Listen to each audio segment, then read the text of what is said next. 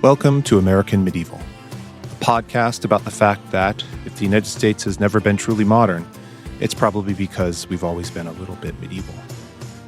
I'm your host, Professor Matthew Gabriele, and I've been researching, teaching, and talking about the Middle Ages, well, to anyone who will listen at least, for more than 3 decades. Each week on the show, we'll be joined by an expert scholar who will share their fascination with, and sometimes their revulsion by, both the medieval world itself as well as the ways the historical period has been remembered and used right here in the USA. Welcome back to the podcast American Medieval. I am Professor Matthew Gabriele, and I am delighted to be joined by Dr. Rutger Kramer from Utrecht University in the Netherlands. He's an assistant professor of medieval history who works on Carolingians, monks, and written saints' lives or hagiographies. And he's really interested in about how people tell stories about the past and how authority flows from those stories. Thanks for joining us, Rutger. Well, thank you for having me. Yes, our pleasure. And one of the things that we do on American Medieval is that we start off with a question. And it's a silly question, so I apologize in advance. But it involves time machines. Because I think, all historians or anybody who studies the past kind of deals with the question of time machines at some point in their career, or at least thinks about them in some ways. Maybe gets asked them at a holiday party or something like that. And my question is specifically, though, is that imagine for the moment that we have a time machine. And that time machine has been presented to you, to Rutger, and with the caveat that you can only use it once and you have to go back and talk to a childhood version of yourself and tell them that someday you will grow up to be a medievalist, a medieval historian. How does young Rutger react to that news? Well, depending on how young we're talking. Fair enough, yeah. With some bemused or surprised, I guess, is the... Okay. I just listened to Sarah Bond's episode. She wanted to be a paleontologist. That used to be my jam too. Actually, her story is quite similar to mine, except for the appellation bit. But I was always interested in history, always interested in stories. I just never thought it'd be a career. So for some reason, I thought paleontologist is a career. Then I saw Indiana Jones. So I thought I'd be an archaeologist. Then I grew up and I figured medieval history seems to be sort of the way forward. But the idea of doing something with history or with languages has always been a part of my view of myself in the future. So I wanted to be a paleontologist, which counts as history, I think.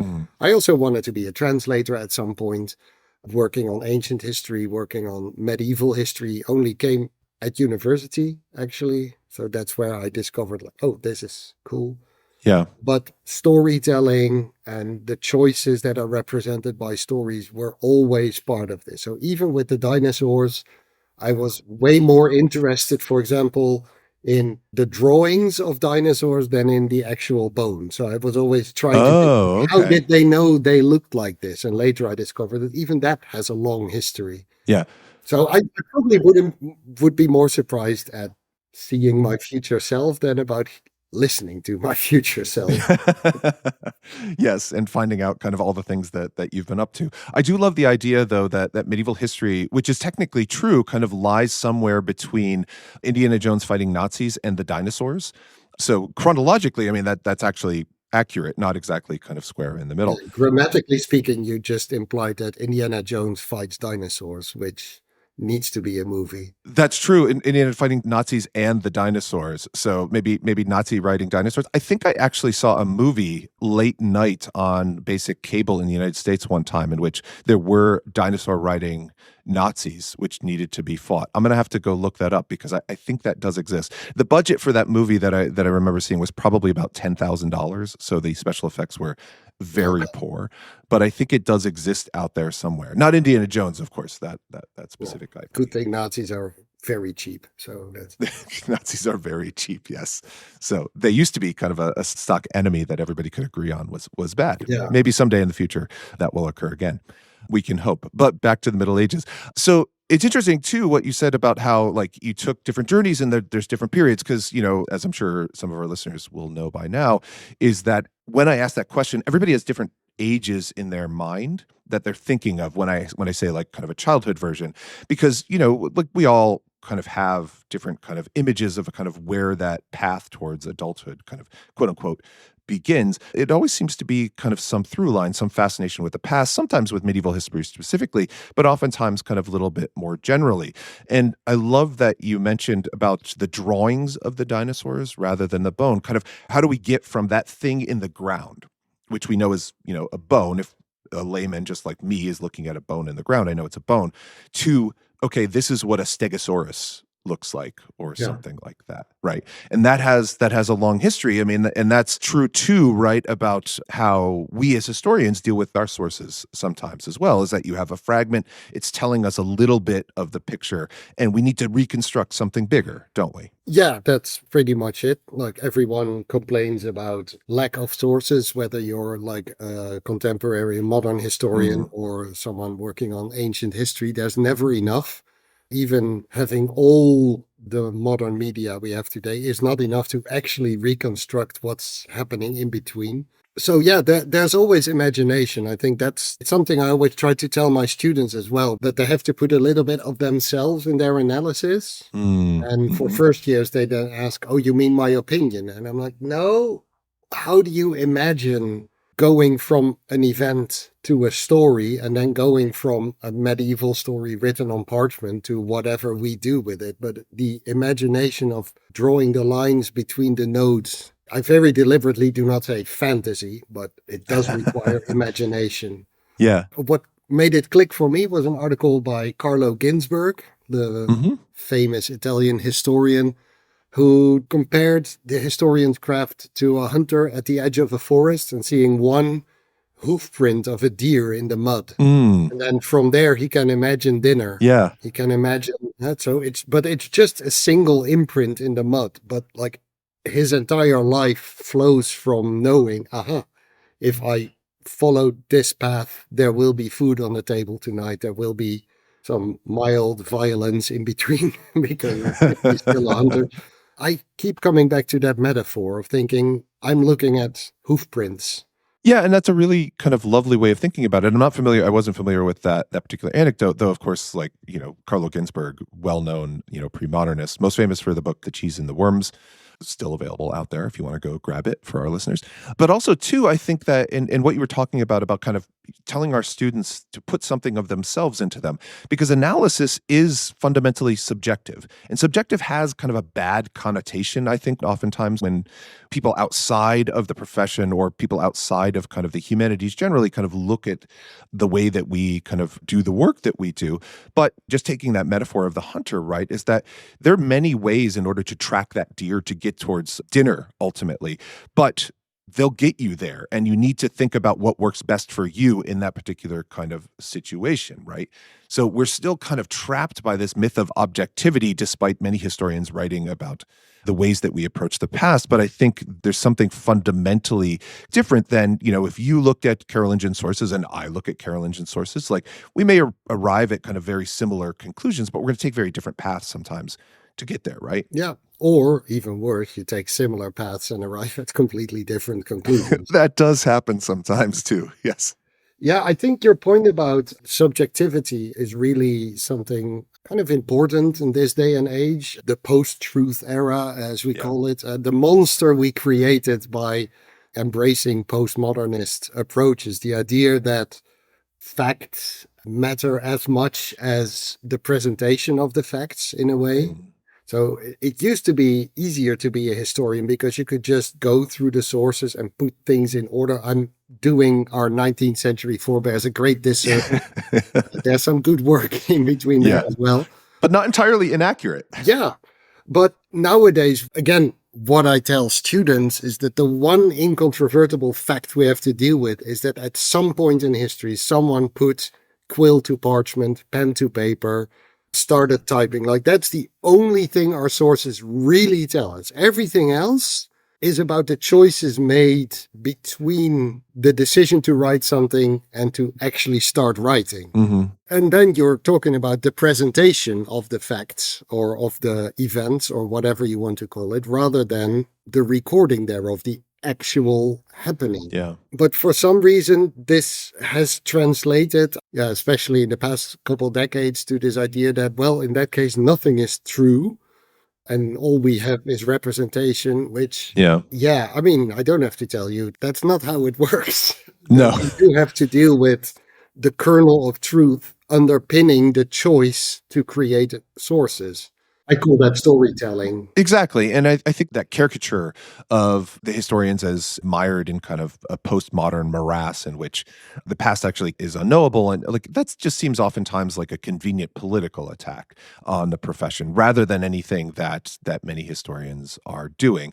I mean, there's always kind of outliers in which historians have made claims like that, or people who study the past, but it seems to have much more to do with kind of the modern state of the university, the modern politics that we kind of find ourselves in the late 20th and early 21st century than anything that good, solid methodological scholarship would be producing. Yeah. I mean, it also works the other way around. The amount of times I've heard politicians, whether it's in the Netherlands or the UK or the US, abuse this methodology to basically skirt around the truth and say, well, this is, it started with alternative facts and we all had a good laugh. But boy, were we ever so wrong. You sometimes, again, like one of these foundational moments in learning how to be a scholar was looking at an interview with Newt Gingrich, sorry to mention him, talking about, so here we get into a topical topic. He was talking about Gaza and the Palestinian question decades ago by now, basically saying, well, Palestine is an imagined community. And then he went on to then claim it doesn't exist. Here you could see that he knew the idea of the imagined community, which is this famous historical, sociological idea about forming a community, a sense of togetherness, despite not being able to physically and personally know everyone who is part of that community and how that is created. This is a very famous book by Benedict Anderson. I'm not sure if you've read it. It's well worth a read. Yeah. So it was very clear that this politician, who shall not be named, had read this book, but was using it to make political points that were almost perverse in their misreading, like deliberate misreading of what Benedict Anderson was trying to say. Yeah. And this happens a lot nowadays because I think imagined communities is sort of on the verge of postmodernist methodology, if I can cut many, many corners here. Mm-hmm. Since then, I've seen this more often. So I've gotten very careful about saying, oh, the truth doesn't matter. Facts are, facts are boring, but they do matter. Yeah. In a way, because it's so easily subverted into, well, but this is my truth, or, well, the people feel that this is the case, even though it's not true. And then I think, I've already mentioned it, the monster we created. Yeah. Historians of the 70s and 80s and 90s who went a bit overboard with this bear some of that responsibility, even though there are teachers in many ways. Yeah. And I think, I mean, there's always, right, the generational turnover, right? Like we have to clean up the mess in some ways of the generations that came before us. And, I'm sure we're making our own messes, in academia right now that are hopefully, if there are historians, in the next generation that have professional jobs in the United States, at least, they will be cleaning up some of ours as well. I'm wondering too, I mean, I think, and I don't want to say that studying the medieval past is, more difficult or more problematic than any other period. But I think there are kind of particular challenges with this as well, right? In that we do have just objectively like fewer sources than our modern counterparts, for example. And then things that we study, you and I, for example, or many medievalists, not all medievalists, of course, are often entangled with religion as well, in ways that modern sources kind of often aren't. I very distinctly remember when I was in graduate school at University of California, Berkeley, that we had to take this kind of giant historiography seminar, kind of how people study the past. And it was all the graduate students of a few years kind of put together. So there were medievalists and modernists and people who studied Latin America and Africa and, Asia and places like that. And we had to kind of talk about our recent seminar paper that we did. in which I was taking a class with a colleague you know well at Berkeley, who shall remain nameless at the moment. But it was on early medieval diplomas or royal documents that are produced kind of in courtly settings and stuff like that. And I was saying, like, basically I had like 4 or 5 sources that I was using about this particular thing I was trying to figure out. And when I was talking about this in front of everybody else, the entire room just got quiet and looked at me. And I remember one of the professors who was teaching the seminar, who was a modernist, just looked at me and said, 4 sources? Only 4 sources? Oh my God, that's so few. How can you do anything with just 4 sources? And then everybody had a kind of a big laugh. And like my fellow medievalists and the ancient historians are just like, yeah, man, like that's what we have to do sometimes because that's what it is. Yeah, I supervised a student last year who was interested mostly in World War I history, so a modern historian, but he wanted to do a bit of reception history as well. Sure. Long story short, disregarding what the research was actually about, we might get back to that, but we ended up figuring out that the archives, like this type of sources that he was used to working with, did not really have anything, or were still under lock and key because it's like Greek Navy stuff. That was what we ended up working on, and it wasn't accessible. Oh, okay. Yeah. So I talked about this with him, say, how about we just go take one of the things that you did find and treat it like a medieval source, trying to figure out everything we can about this, do a bit of micro history and sort of extrapolate the world of meaning from this one newspaper article, which was a very interesting piece in a Greek, and I'm using scare quotes now, newspaper about the Ottomans and how they, in the past, the people from the East brought civilization to Greece, like the Golden Fleece. He actually mentions the Golden Fleece, but now they only bring death and destruction. So that was the gist of this article. And we sort of picked this apart, including figuring out this isn't a Greek newspaper, but it was a local newspaper from the island of Samos, which is at a literal stone's throw from the Turkish coast. Yeah. Written by, the student did all the work, but he figured out which journalist actually wrote it, what his deal was, and just basically got to this very interesting reflection on local responses to attempts at Greek nation building versus Ottoman actions in the early 20th century, and how this affected the local island community on Samos.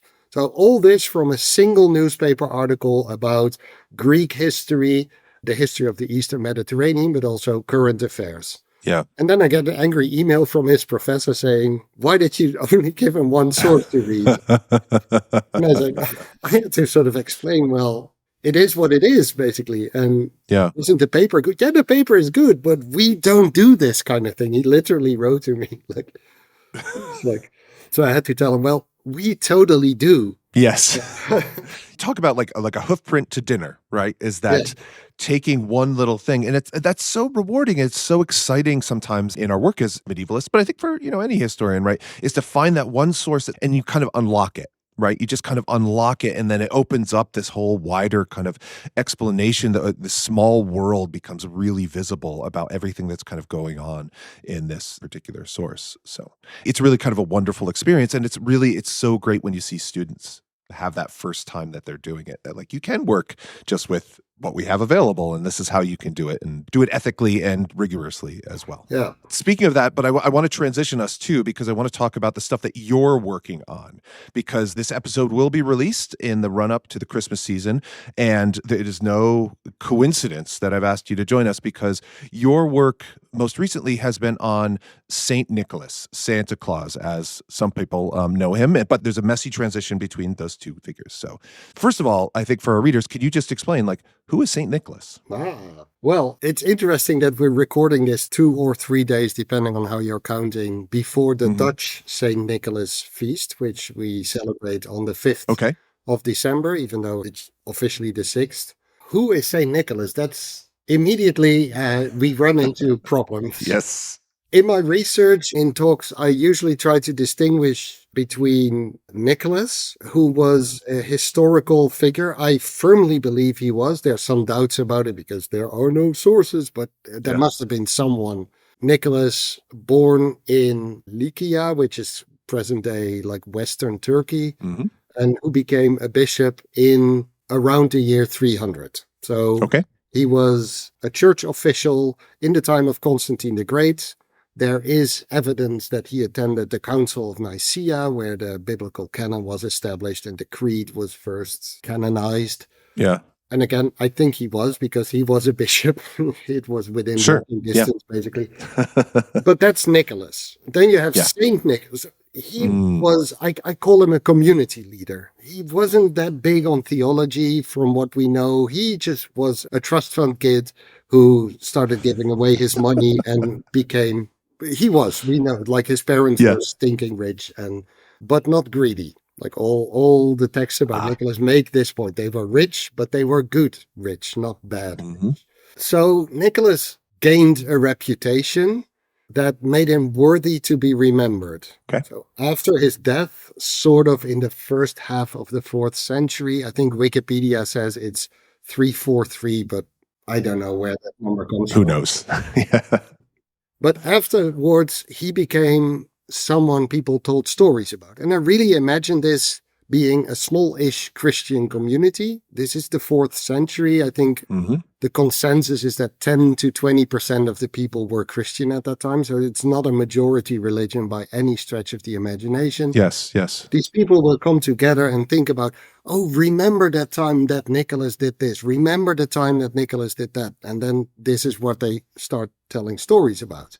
And here it becomes interesting, because remember the time that Nicholas did this or that. There actually are more saints called Nicholas from that same time and place. So all those stories end up being pulled together under the umbrella of the Bishop of Myra, which is what our Nicholas is famous for. He was the Bishop of Myra.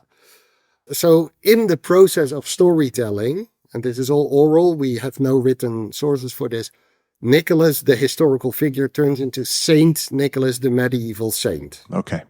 The medieval legendary figure. So I would say Nicholas is a late antique bishop. Saint Nicholas is a medieval saint who is the starting point of too many stories to count. I thought about 3 years ago, I'll write this one short article just to have something on Saint Nicholas.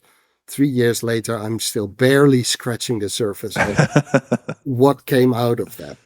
So Saint Nicholas is the medieval saint who is the starting point of all the stories that we still have. And then at some point, and I would say basically the big pivotal point is the Reformation. So at some point between the 16th and the 19th century, Saint Nicholas turns into Santa Claus, the folk hero. Okay. Who still, there are definite links between Santa Claus stories, or in Dutch, Sinterklaas stories, but it's the same thing, and medieval narrative traditions. And here I think the Reformation is important. A central church institution controlling those stories has dropped out. So now it's just the people telling the stories. We're essentially back to the beginning. Yeah. But now he doesn't have to be a holy person anymore. He's just a good guy. So if I'm understanding you correctly, is that there's not just kind of one Saint Nicholas. There's kind of many Saint Nicholas, right? You have the historical personage, then you have kind of the oral retellings of how Nicholas is kind of immediately remembered, and then not a formal canonization process or sainthood, but then a more formal kind of consolidation of the legend, which happens in the Middle Ages, and then later on, it becomes kind of folk hero again, with the decentralization of the church, kind of again, in some ways, as you said, kind of back to these late antique roots about kind of oral storytelling, kind of focused on charity and generosity and giving. Is that kind of fair? Before we even get to the United States, which is a whole other story, which we'll talk about maybe in a little bit. But I think it's fair. I just have to maybe backtrack a little bit about sort of the central institution of the church. Sure. Part of what my research is showing is that there was never one consolidated Nicholas in the Middle Ages. So even there, every rewriting, every retelling of his story, every time the story gets adapted or turned into yet another manuscript or whatever, the story gets adapted to the needs of the local community. Sure. But in these cases, there's always a priest or someone present to check if it still fits with like a general doctrine in a way that drops away after the Reformation. Yeah. In this sense, I'm sort of running counter to most research on Nicholas, which is trying to get to the one consolidated Nicholas that goes back to the historical roots. And I'm embracing the postmodern approach in this sense and really saying every time someone puts quill to parchment to write the story again, it's a new Nicholas, because none of these stories is the same. And it's an insane amount of stories. It's an even bigger amount of manuscripts. So what could account, like, because I mean, we oftentimes as medievalists, right, is that we encounter these types of saints who are incredibly popular, right? And sometimes we know that they're incredibly popular because there's lots of shrines devoted to them. There's kind of relics about them kind of all over the place. And sometimes, like, as you said, there's lots of manuscripts. There's actually like a lot of kind of written evidence. Like, do you have kind of a sense yet of what made Nicholas so popular in the Latin kind of West, right? This is what we're primarily talking about, because there's also the Byzantine East or the Greek East as well that we need to consider. So was he more popular in one place than the other, or is that a chronological difference, or what was the attraction, I guess? Well, those are different questions, and they're all $1 million questions. This is why they pay me the big bucks to ask these $1 million questions. So, yeah. To maybe get the easy one out of the way first, there's a definite chronological development from east to west, from Greek to Latin, and in a way from Greek to Russian. So you can see him go north and west from Byzantium, from the East Roman Empire, I should say. So you can basically trace the new stories, so not the manuscript, but the new stories, the first complete saint's life about Nicholas that goes from birth to death and beyond is from the early 9th century. And from there you get like a late 9th century version in Naples. And then later you get sort of a rewriting of that life in what is now Austria, from where it gets further north to Germany. And then you get this blossoming of vernacular traditions, Old English life, Anglo-Norman life, Icelandic sagas. You can basically trace them chronologically. And the same goes for the Russian, like the tradition that goes to the northeast. Saint Nicholas is also the patron saint of Russia. He's not just Santa Claus. He's all over the place, literally. An important political patron saint. Yeah. So in terms of every time the first person to write a new variant of the story, we can definitely see some chronology that goes from southeast to northwest. The latest texts are from Iceland. The earliest texts are from Turkey. The manuscripts, however, complicate this infinitely. Just for one example, the late 9th century Latin text, which I've been working on the most now, so the first person to translate the Greek tradition into Latin. So there is an incomplete list of manuscripts of just that version of his life, and that's already 552 manuscripts. Whoa. For our readers, that is a lot of medieval manuscripts of one text. That is a lot of medieval manuscripts. Yeah, and that's just the one. Yeah. And the problem is, without too much trouble, I have discovered, again in air quotes, because historians don't discover things these days, manuscripts that aren't even on that list. So it's very incomplete. So first of all, they are not always recognized. So sometimes they're cataloged in the library just as saints' lives, and then you have to leaf through them to find like, oh, Nicholas is one of these saints.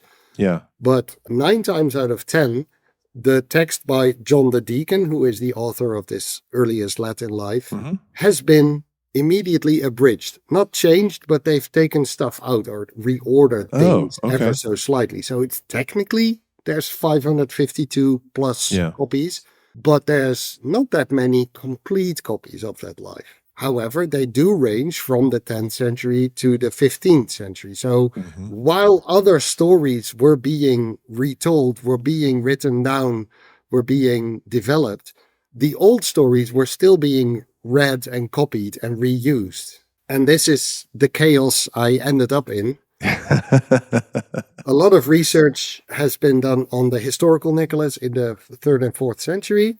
A lot of research is on Santa Claus and Sinterklaas. So we have a fairly accurate picture of like the post-1500 story. But to focus on the modern Santa Claus research, most people who do that basically take it for granted that he was already a big deal when their research starts. But simply, Sinterklaas is a super important folk hero also in the Netherlands. But figuring out how his cult arrived here, why him of all saints? We have other, like Saint Martin is the obvious candidate to be the saint par excellence in our parts. But for some reason, Nicholas managed to take over. And I still don't know where to even start looking. Yeah.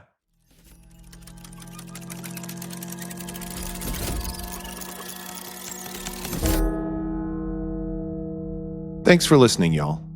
As you know by now, this is the time when I tell you about another great podcast from Multitude. Wow, If True is your one-stop internet culture shop, explaining how what's happening online shapes the world. And the hosts, the internet experts and real-life besties, are the ones to unravel it. Tech culture journalist Amanda Silberling and science fiction author/attorney Isabel J. Kim Esquire. Amanda and Isabel ask the burning questions on everyone's minds. Like in one of their most recent episodes, why does ChatGPT suck so much? Because it does. Find out with new episodes every other Wednesday. Add it to your playlist now. Thanks, and now back to American Medieval.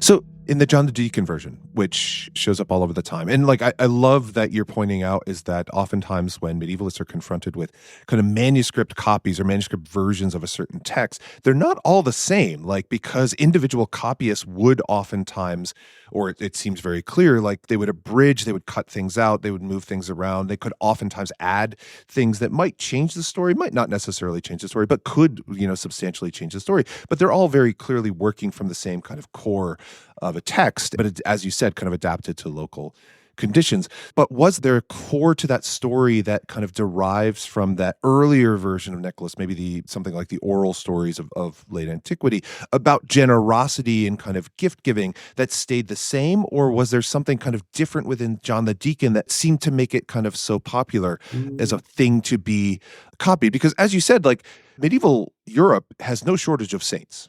Right. Like there's lots of other saints that people could spend their time and their energy writing out quill to vellum at some point, but they chose Nicholas. Yeah. So short answer, I don't know.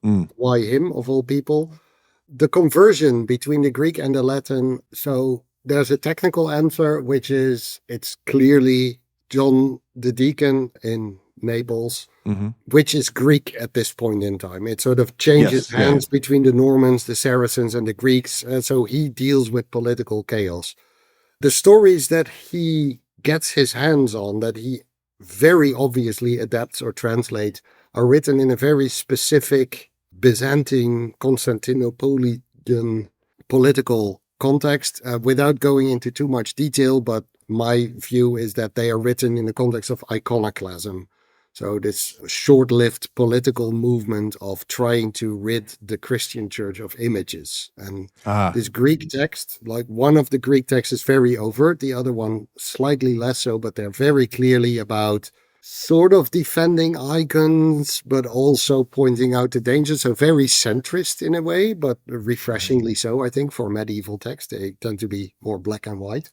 The big contribution of John the Deacon's adaptation is that he sort of generalizes this. So he takes out the very specific local concerns of the audience in the East Roman Empire and makes it a bit more timeless. He's a priest, he's a canon, he works in pastoral care.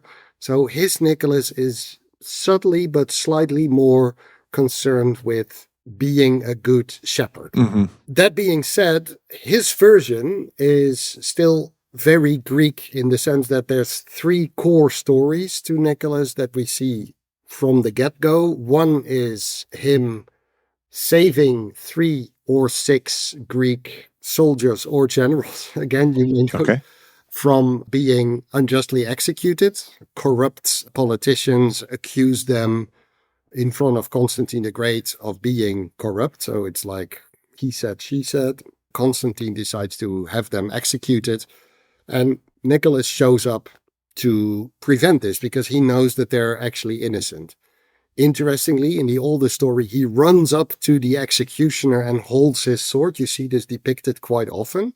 So this isn't even a miracle story. It's just him physically restraining the executioner. In others, he teleports. Sometimes he appears in a dream to Constantine and tells him.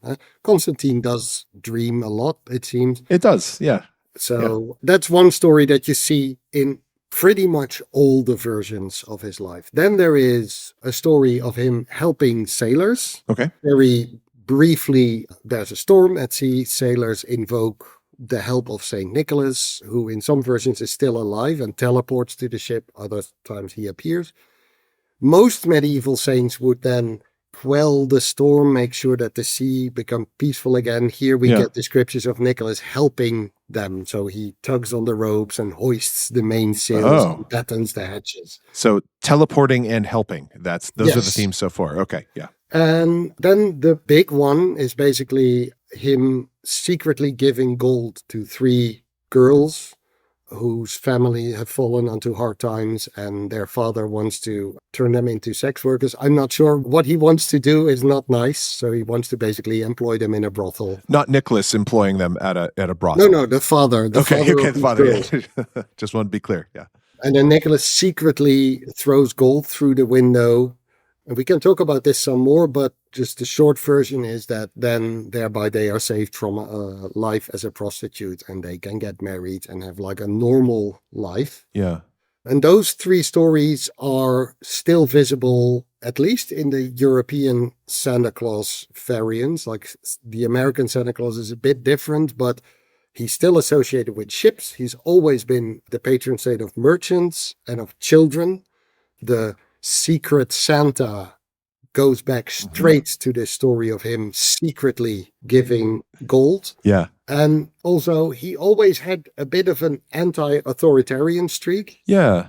He cooperates with authority, but to make sure that authorities do their job well. There's several other such stories where the miracle is basically him working the system rather than doing something supernatural. And again, working the system can be quite supernatural in some cases. Yeah, and that does seem to be a theme, right? Is that so the people of those 3 stories, right, is that soldiers, maybe if they're generals, but if they're just kind of generally soldiers, sailors, and then vulnerable young women, those are the types of people that he's looking out for.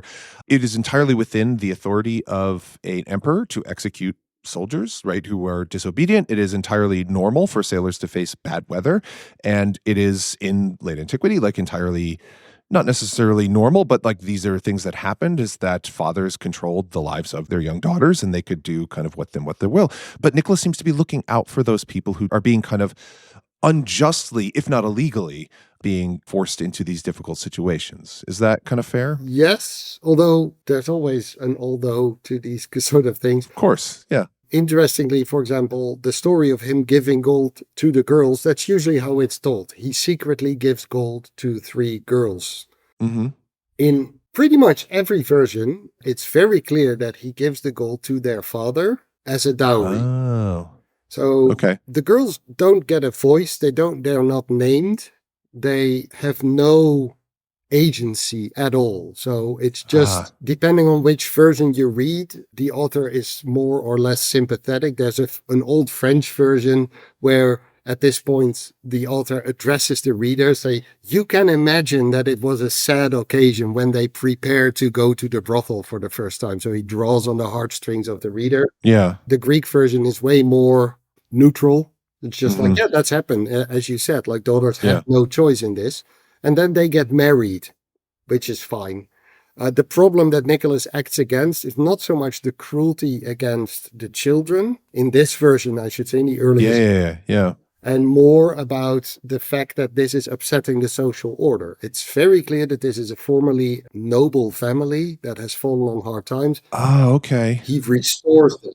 No worthy man wanted to marry them because they're poor. That's the problem. So it's the lack of the dowry that's the issue. Yeah. Okay, yeah. And to go back to your original question, John the Deacon's retelling of this story doesn't change that too much. So it's still, the girls have no agency. It's still about the dowry. It's still about Well, he sort of makes it more about that prostitution is a bad thing rather than being poor. So, I mean, Sure. do with that what you will. But he does add in the longest version, there's a little digression added at the end where he addresses the reader in the form of the Father, if that makes sense. So he basically adds a little prayer saying, by the way, this is God helping these girls through the agency of Nicholas. But of course, this father should have just gotten off his ass and started doing a job. Does mention this. Yeah. This is a story that in many manuscripts, or this is an edition that in manuscript it's taken out again. But at least John the Deacon makes it a bit more about, in a way that speaks to more people than just the top elite who would be like, oh, yes, no, I would never marry a poor woman. Now suddenly it's also about, hey, you can make your own fate. Yeah. Because just to close the loop, if that makes sense, it's not a miracle. Again, this isn't a miracle story. It's just Nicholas, the child of very rich parents, giving money. That's the miracle. Yeah. By American standards, it's probably miraculous that rich people just give their money away. I was going to say, I mean, that a wealthy, powerful person would risk themselves to help people who are less fortunate to them. So, I mean, miracles for our own time, perhaps. Yes. So, But there's no divine intervention. There's no smiting. There's no miraculous appearance of gold. It's just literally him taking his own money and giving it to poor people.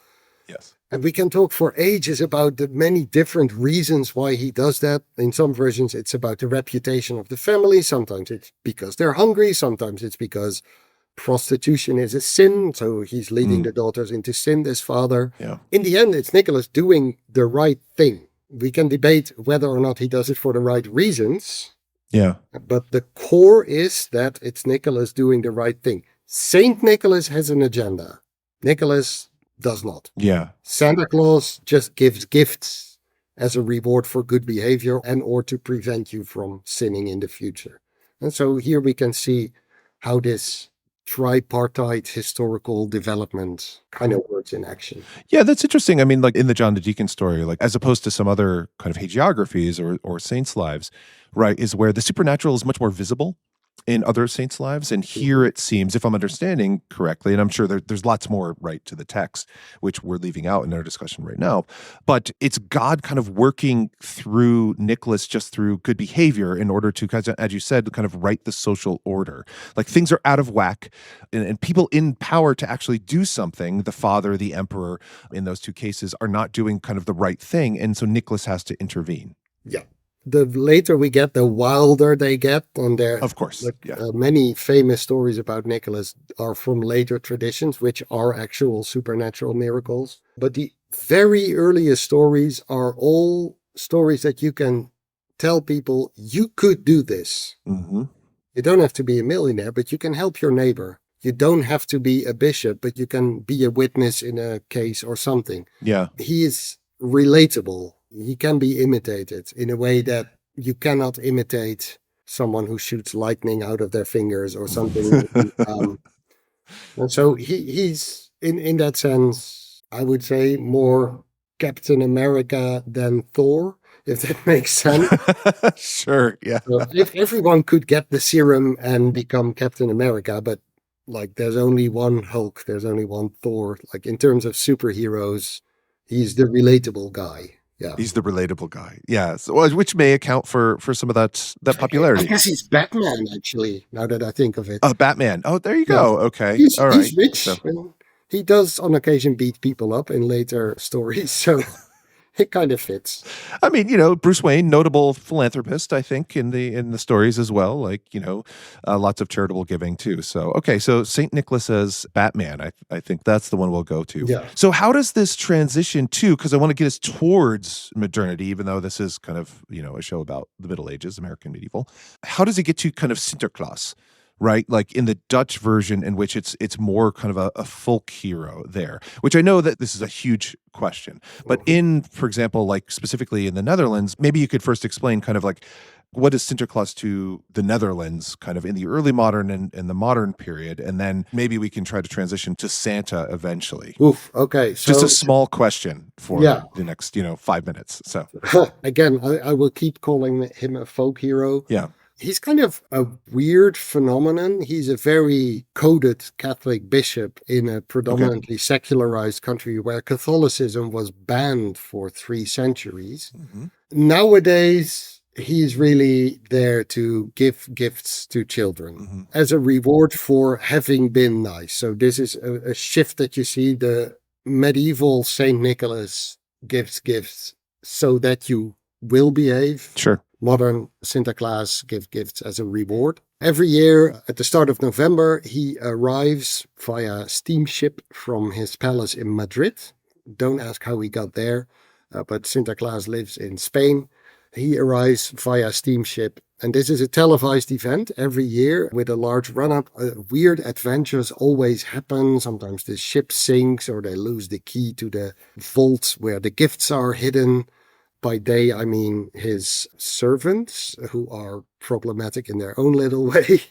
Shenanigans ensue, and at the end, Nicholas solves it, usually not through miraculous means, but by just using his brain. And he's like, actually, we can solve it like this. And then the gifts get distributed.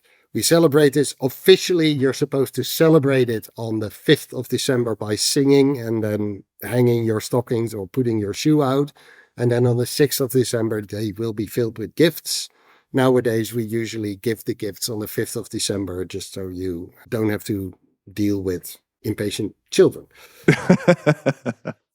So that's Santa Claus as he is now. Sure. This comes from this specific children's feast existed already in the 16th century and the 17th century. There's indications that he was already a folk hero then. Purely through existing. He's being mentioned because we know Protestant Calvinist preachers saying, we've gotten rid of all the saints, but we cannot get rid of Nicholas. He's in our world. Like, why don't people want to give him up as well? Which is interesting. Yeah. So he's always there in the background. There's laws, Dutch laws, banning his celebration, but they get rescinded quite soon because apparently there's an outcry against this. So he's the last one standing. And by the 19th century, in this weird period where you get the combination between romanticism and this rational way of raising children, that's what I think is going on. He becomes this boogeyman figure, gets reinvented again as a sort of person who gives rewards and or punishments. And that's where we slowly get to the modern Nicholas, who doesn't punish anymore. You can scare children with it, but they all know, like, no one's going to.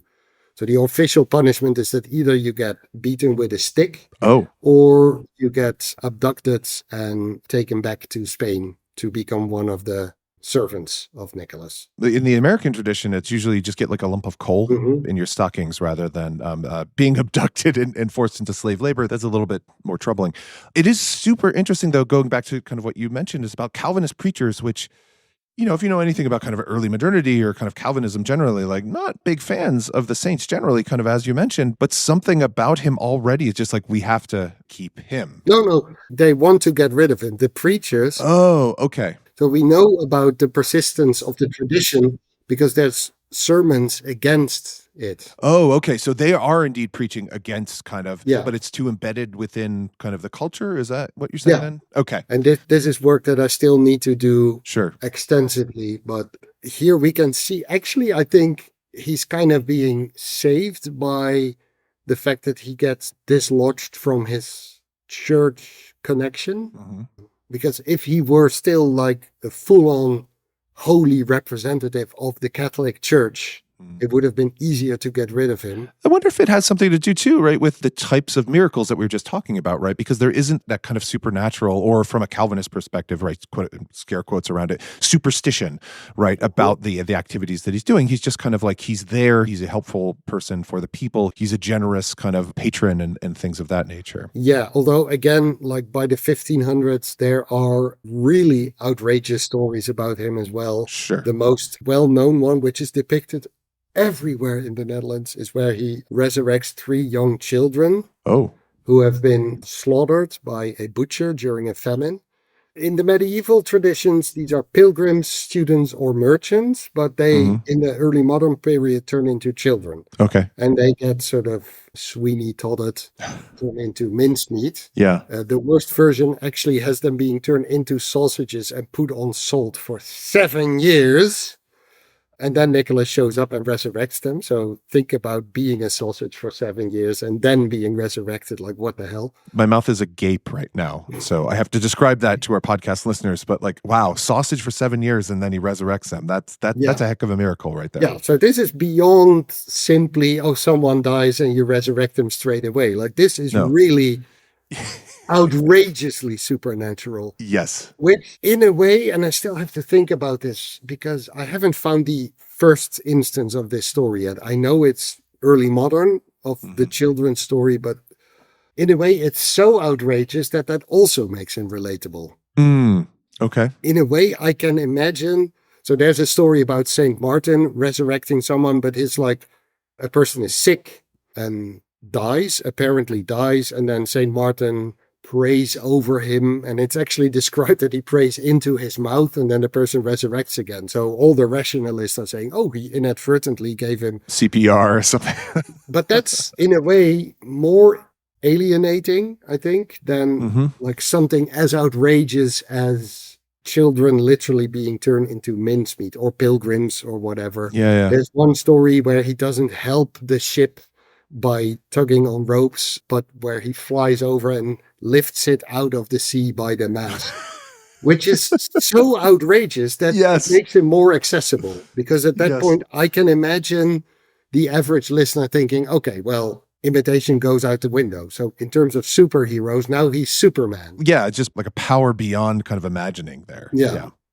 So though, again, you don't have to relate to him. So he doesn't operate between those extremes. He operates at the extremes. So either he's very relatable and imitatable, or he is like the most out there saint of them all. Yeah, and there's something kind of attractive about that, right? So almost like, I mean, Superman, again, we're staying with kind of the superheroes thing, right? Like Clark Kent, the kind of most normal guy you can kind of imagine, kind of a bumbling fool in some ways, or Superman, like this all-powerful God figure, or just like an all-powerful figure who can do these monumental things that are beyond our imagination. Yeah, I think there's something to be said there. I don't think, like, it's always clear that Nicholas isn't just Clark Kent. Like, he's always portrayed as a model millionaire. Sure. But otherwise, your point stands. So, this figure of Sinterklaas, right? And as my understanding is, and this is kind of outside of both of our scopes, but about the transition to the Americas, my understanding, right, is that it was Dutch colonists, Dutch immigrants into specifically kind of New York City or the New York area where there was a lot of Dutch settlement initially that kind of brought this tradition with them. And then it becomes kind of Americanized in super weird ways in the 18th and 19th centuries. Is that kind of fair, or is this, I mean, it's I'm sure a terrible oversimplification, but. Well, I think as far as I've been able to ascertain, this must have happened, but we don't know. And by we, I mean smarter people than I who have actually worked on this. Dutch immigrants arrived way before the earliest American sources dealing specifically with St. Nicholas. Yes. I think the earliest source where he's mentioned or where his feast is mentioned is 1733. But of course, he must have been there earlier. Sure. We don't know. Yeah. The big jump to Santa Claus happens in New York because everything happens in New York for some reason. It gets really chaotic, but there's someone who's usually credited with this is a guy called John Pintard. Okay. Or Jean Pintard, I think I should say. He comes from a French background. So he's one of the founding members of the American St. Nicholas Society. I had no idea such a thing existed. In 1810. It still exists, apparently. again, he's from a French background, and there's letters of him by him to his daughter basically saying evangelicals don't know how to party, so let's show them a good party. It's a bit more subtle than that, but that's the gist of it. So he starts making, and it's kind of an elite old boys club, the St. Nicholas Society, just having dinners on St. Nicholas Day because he is a Dutch saint. So this group makes a lot of his Dutch heritage.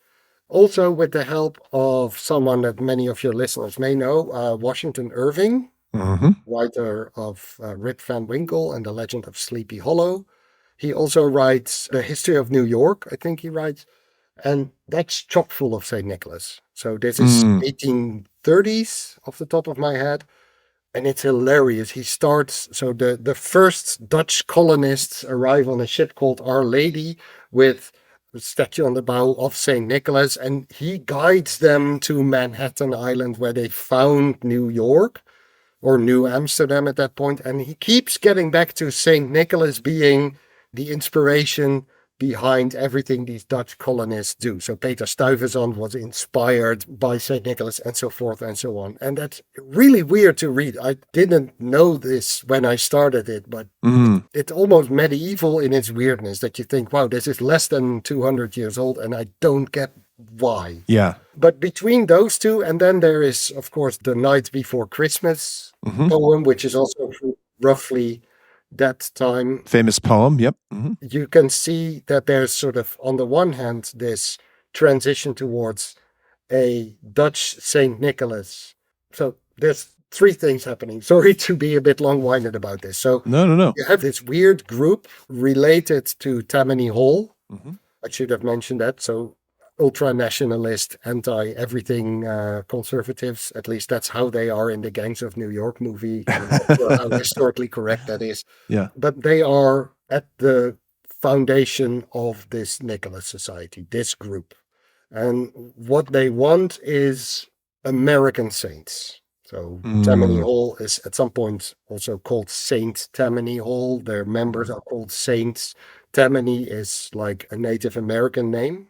But their point is that, okay, we don't want like any weird Italian or Irish influences, the Catholics. No, we want like proper Dutch saints. So that's what they look for. And Nicholas is the one, the last one standing. So he seems a safe bet. So that's one thing. Then you have the fact that there are immigrants who do take their own traditions with them. So sure, of course. It's not like this St. Nicholas Society went to the Netherlands to see how it's done. They took a known property and appropriated that. But then at some point between this foundation of the society and, let's say, the mid-19th century, the night before Christmas, not the lovely film The Nightmare Before Christmas. Yeah. The people, so not this old boys club, but the people decide that it's too weird, is what I think. It's too strange to celebrate this Catholic saint. Yeah. So he gets folded into the also existing Father Christmas tradition, which is English. There's a bit of Kris Kringle in there as well, which comes from Germany. It's a Christkindl, again, a Christmas tradition. So Nicholas gets absorbed into the Father Christmas traditions, meaning that essentially Father Christmas is usually dressed like the original Father Christmas is dressed in browns and greens. He's more of a trapper in a way. Okay. And his clothes just get the color of St. Nicholas's mantle, which is bright red. Yeah. And there you have Santa Claus. That's really the shortest way of explaining it. But it's this weird conjunction, of like ultra-nationalist Americans and kind of progressive folk histories. Because again, why Nicholas? Because he stands up for the oppressed. The original Nicholas would probably look at Tammany Hall and think, nope, I don't want anything to do. But out of that comes this strange figure that is part Catholic saint, part folk hero, all marketing, basically. Yeah, a super weird mixture of traditions, as we were saying, like, because I think that Americans tend, especially now, right? Like, we don't think about kind of the history of these figures, is that, as you mentioned, Kris Kringle, Father Christmas, St. Nicholas, kind of Santa Claus as kind of one thing, that they're all like exactly the same thing. But it is very clearly, as you're saying, I think kind of, if you look at the different strands and the histories of these things, a bunch of things that kind of came together, immigrant communities bringing their own traditions and making something kind of distinctly different and American, with some political corruption thrown in along the way, Yeah. because it's America, and that's kind of how we work. Yeah, and it's also the 19th century. It's also the 19th century, which is filled with that kind of stuff. So, yeah. But I think unfortunately, we're running out of time here. So I think we have to end it there. I mean, not with political corruption, but with this weird mixture of different traditions coming together to make something distinctly American. So thank you so much for joining us. This has been a tour de force. I mean, I think we could probably continue this conversation for another hour, so maybe we'll have to have you back on the show at some point. But thank you again, Rutger, for joining us. If people want to learn more about you or your research or anything like that on the internet, how might they find you? So there's, roughly speaking, two ways. You can just put me in your favorite search engine of choice. And if you add the letters UU after that, you get to my university homepage, which has all the information. I am on one social medium, which is Blue Sky, where I am at another aspirin. Don't ask where that name came from. Where I post occasionally. I used to be very active on social media, but I don't have time anymore. And I post Nicholas pictures there, so you can come and hang out. Go find some Nicholas pictures. Absolutely. Yeah. So please go find Rutger and find out more about his work. Thank you again for joining us, and thank you again to all of our listeners for joining us on another episode of American Medieval. We'll see you all hopefully next week. Take care. Bye.